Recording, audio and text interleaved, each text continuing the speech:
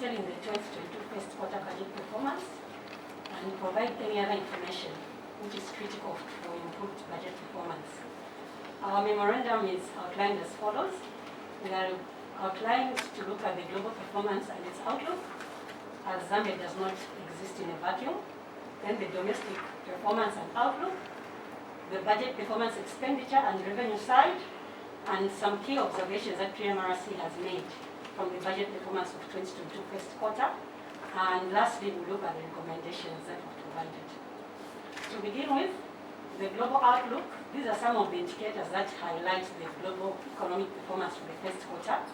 The Ukraine crisis, as all we are aware, has led to disruption in global oil supplies. This has led to increase in prices.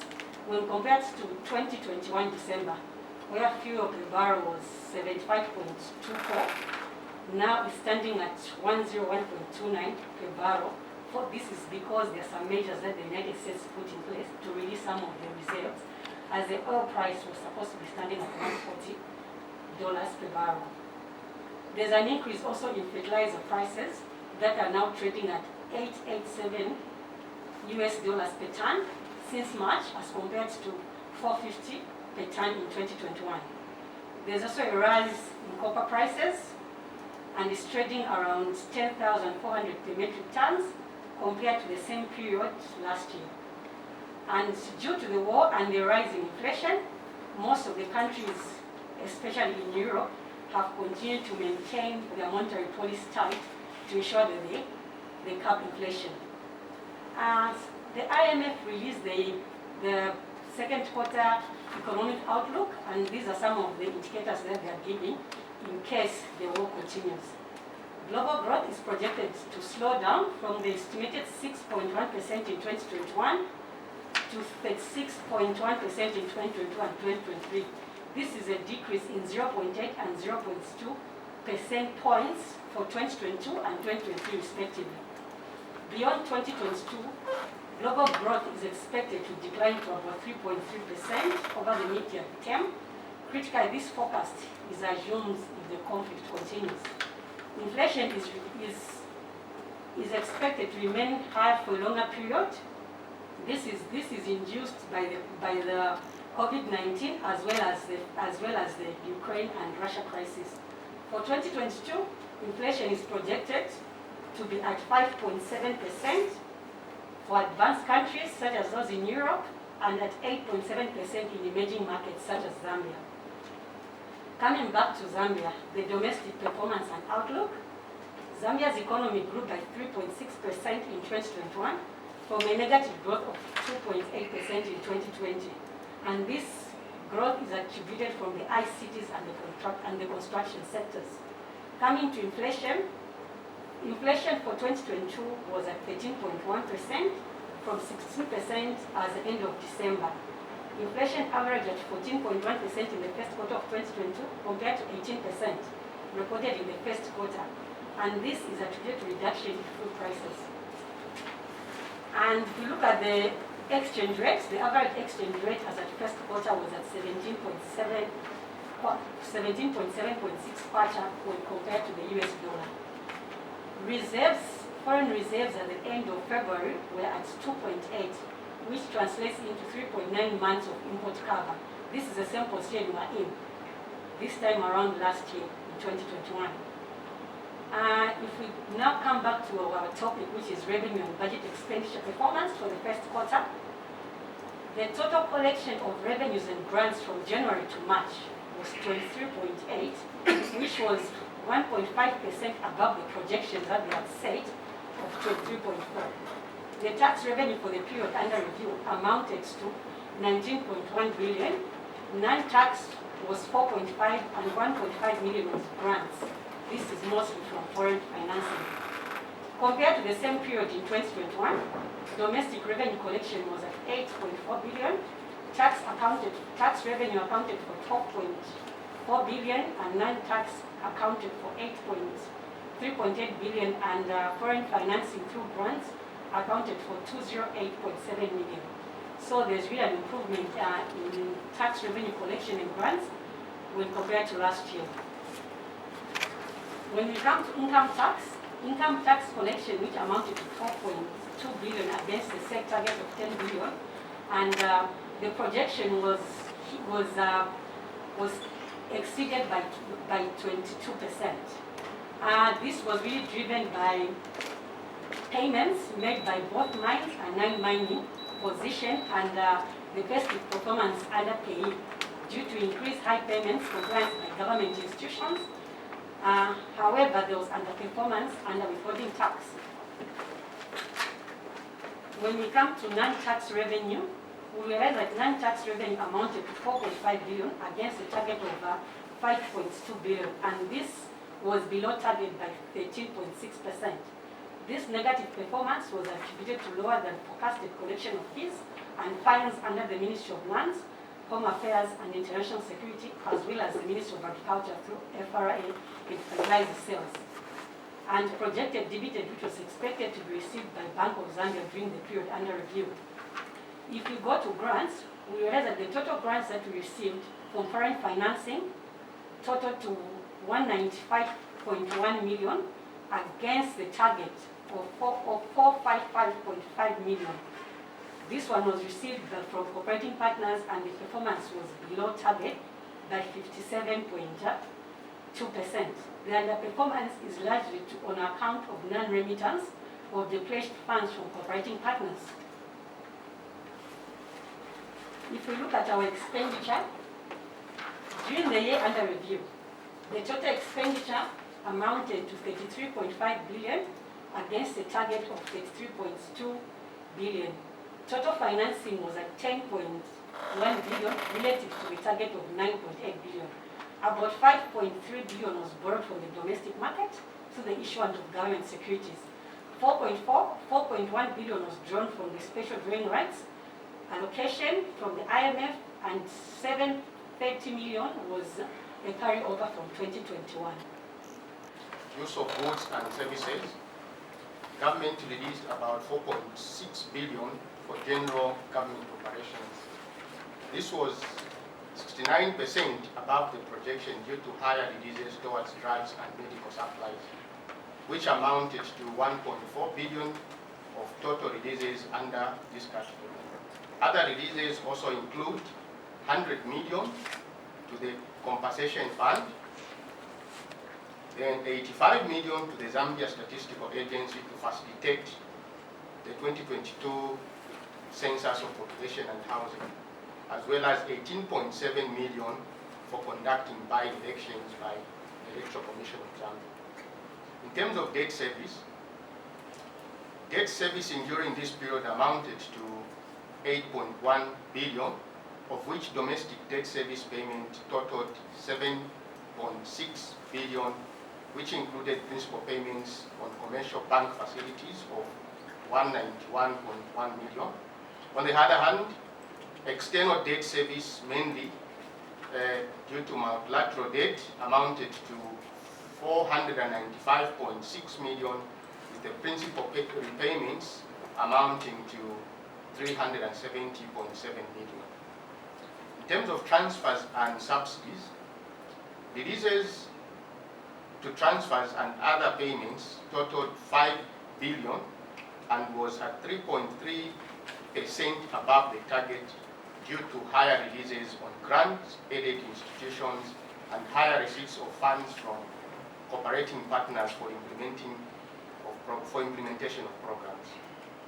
Other notable expenditures during this period included 1.1 billion meant for Constituents Development Fund, 900.6 million for Farmer Input Support Program, 820.6 million for grants to schools, hospitals and universities, 519.7 million for Zambia Revenue Authority as a grant, 334.8 million to the Local Government Equalization Fund, and 327.2 million to the Public Service Pensions Fund as a grant. In terms of social benefits, releases under this category amounted to 2.5 billion, and these were above the target by 16.6%, due to higher releases towards the Public Service Pensions Fund financing gap, which amounted to about 1.7 billion. These funds were released as government support to assist the fund pay outstanding pensions and annuities to members. As we all know, we had a number of backlogs for pensioners.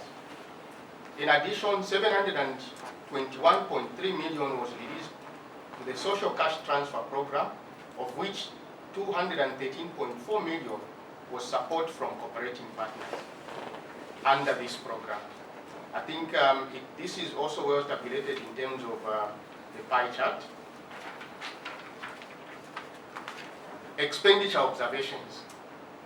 So we realize that from the pie chart, the above highlights some of the key expenditures by government in the first quarter of 2022.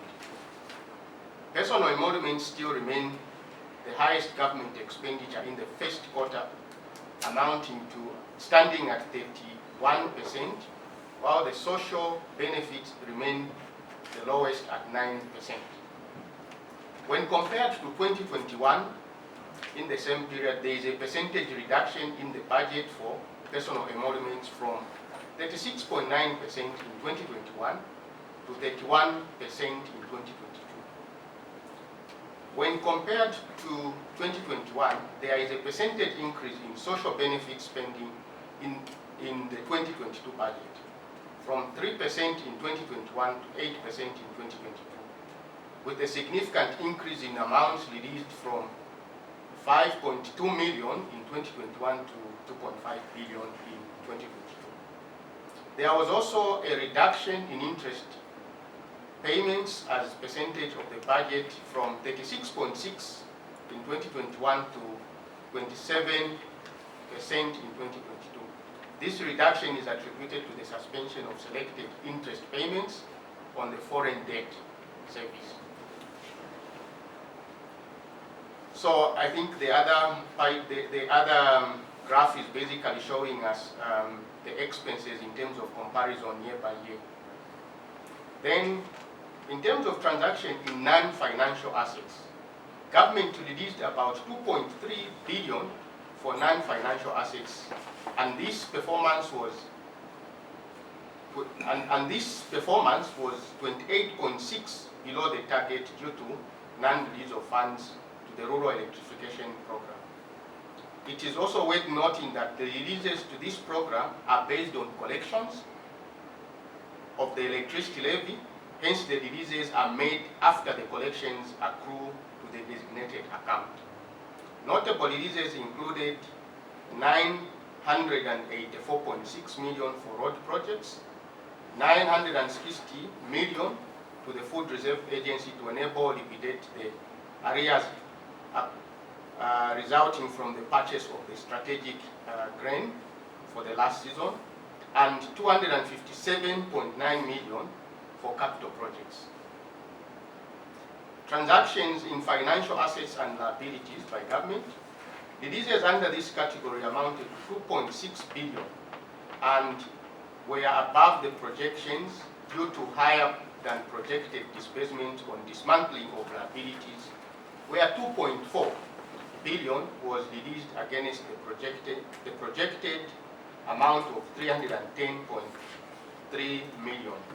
This amount went towards dismantling of fuel arrears and arrears to various suppliers of goods and services. Other releases included 91.6 million to the Citizens' Economic Empowerment under the Ministry of Small and Medium Enterprises.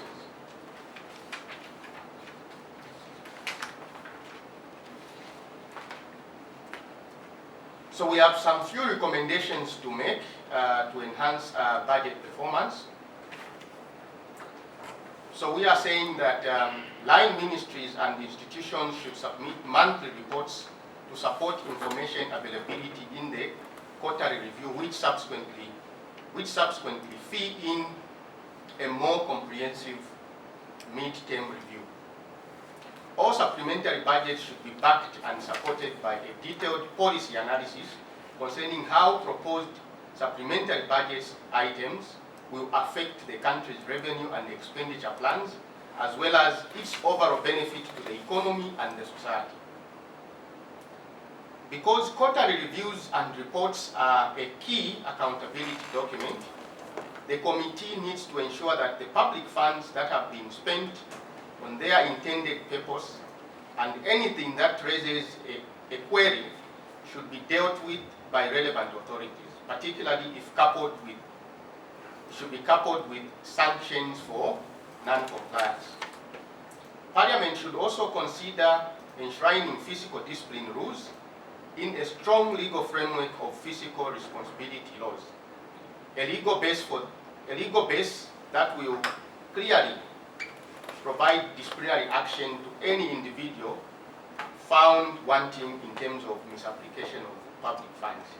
It has been well documented that countries that have been unsuccessful in the implementation of the fiscal responsibility laws have also in general failed to implement good practices in fiscal transparency.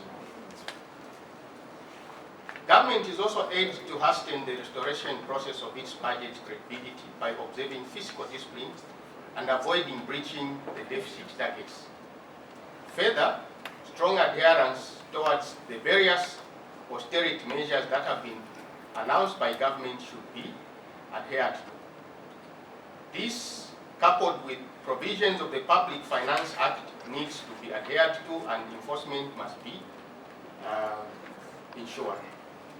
Government is also urged to expedite talks with the IMF as the deal will pave way for debt restructuring talks with Zambia's external creditors, which are set to place in a second quarter of 2022.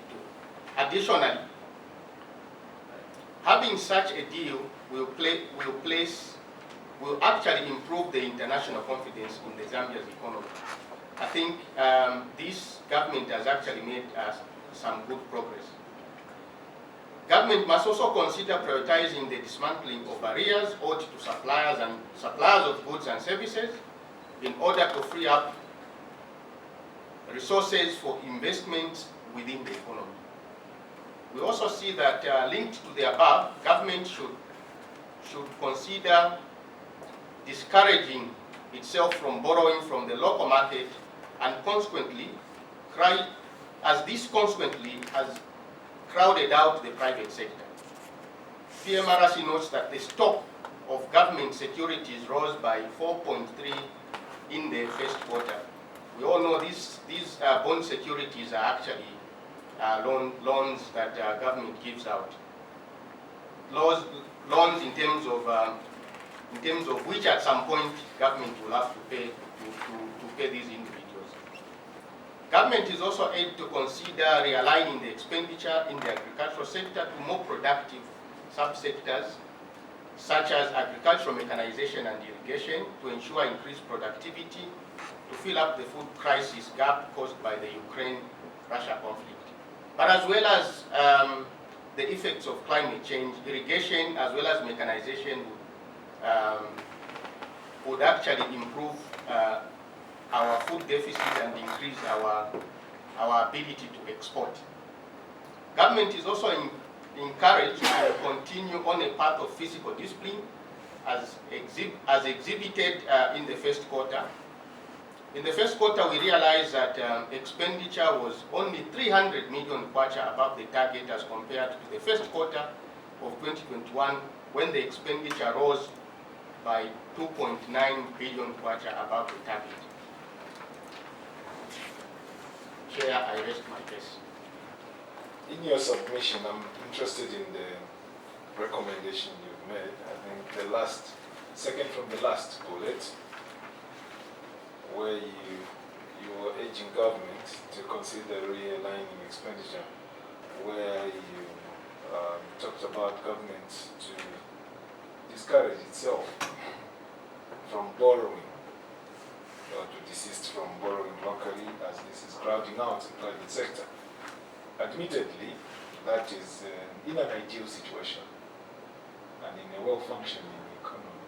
That is what should be done. But you, as technocrats, actually understand where we are coming from and where we are.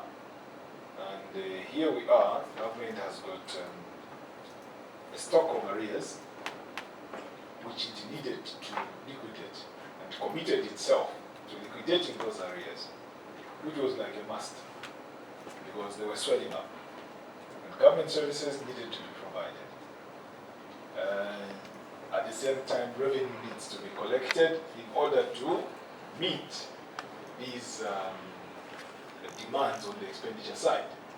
How else, which is the quickest way with swelling up debt, you as professionals, because here is a recommendation, but here government has embarked on a very rough road to mend an economy which is actually struggling with high debt and swelled up domestic and foreign arrears.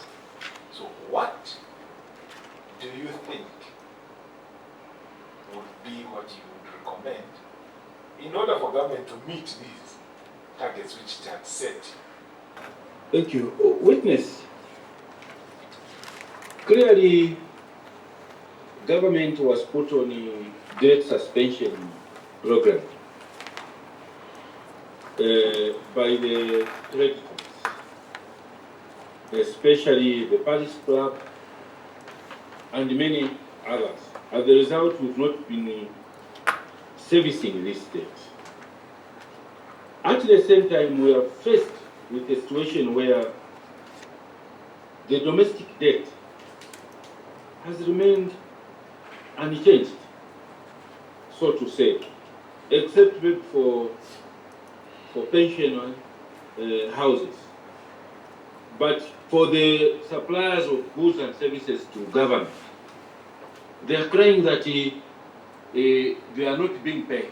The reasons are many. There is assumption that the previous government that lost election probably was providing these services at inflated prices, using their cadres, all those assertions. Where do you think this money that is being saved from debt servicing is going, considering that the economy has no liquidity? In your recommendation, you are saying government should consider dismantling the domestic areas. I agree with you, the figures too much. But there are associations that some of the suppliers, especially in the road sector, people might have been given some contracts, which they never did. But invoices were issued. Would you think it would be fair for government to undertake an audit prior to making payment to such suppliers? Thank you. In the state of address for the first quarter performance, Ministry of Finance indicated that they need to do an audit on suppliers of goods and services, and then it's from there that they'll need to start dismantling areas because of assertions of overpricing, as well as some people being given money but not doing what they're supposed to do, especially in the road sector, as we've alluded to. So as much as we have other people who did not do what they're supposed to do, and there was overpricing, but payments have to be made because the private sector, especially SMEs, is what is driving this economy. So we hope the audit can be expedited to ensure that money is released to genuine suppliers, maybe as we could call them, to ensure that because there are a lot of SMEs who are owed money, who are not able first to get loans from the banks because their liquidity, their balance sheet is bad. So that money has to be released.